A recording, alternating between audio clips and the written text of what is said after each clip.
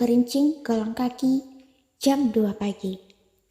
Hantu nenek jelmaan datang tagih warisan.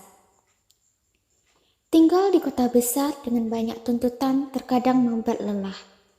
Tak heran jika kehidupan di desa yang damai dan asri kerap dirindukan para perantau.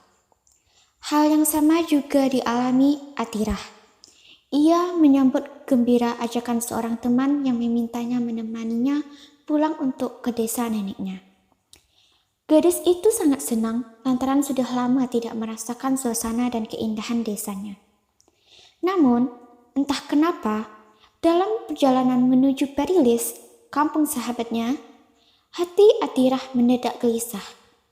Namun, dia memilih diam karena tidak ingin terbawa dengan perasaannya. Sesampainya di tempat tujuan, Atirah dibuat takjub dengan keindahan desa yang hijau dan tenang. Namun, rasa tidak nyaman kembali menyeruak begitu melihat area rumah nenek Salwa, sahabatnya. Rumah berbahan papan yang sudah rayap dan usang tampak menurunkan rasa semangatnya. Tidak hanya itu, rumah yang ternyata terletak persis di depan perkebunan sawit itu terpisah dari tetangga-tangga lainnya yang tampak seolah menyeramkan. Rumah tetangga jauh, daerahnya cukup sepi.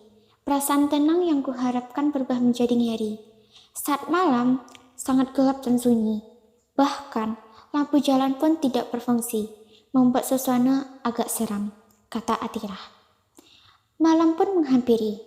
Seolah menyadari bahwa wajah Atirah yang resah, Salwa tiba-tiba bercerita tentang tingkah segelintir warga kampung neneknya.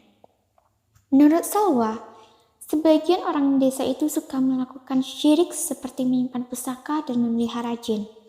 Bahkan, menurut Salwa, neneknya juga sering menerima gangguan.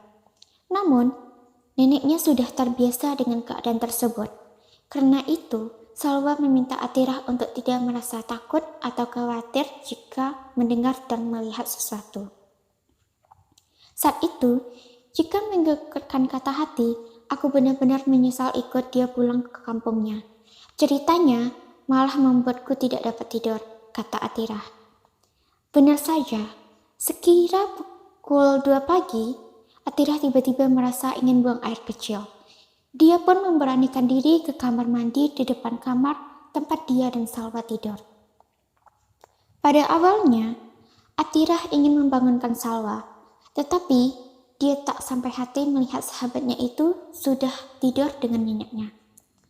Ketika keluar dari kamar mandi, aku terkejut melihat seorang wanita tua tiba-tiba muncul di depanku.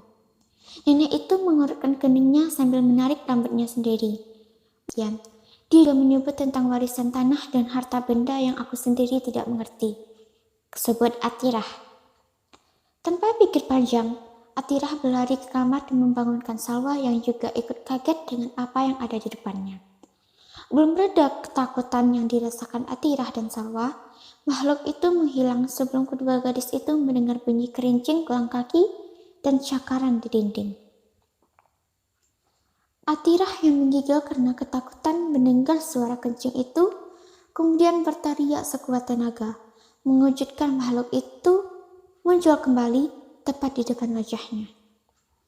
Di tengah kami berpelukan karena takut menatap wajah nenek tua yang jahat itu, tiba-tiba Salwa merasa. Untung ada seorang pamannya di rumah itu. Dia langsung pergi panggil Ustadz untuk datang membantu, kata Atirah.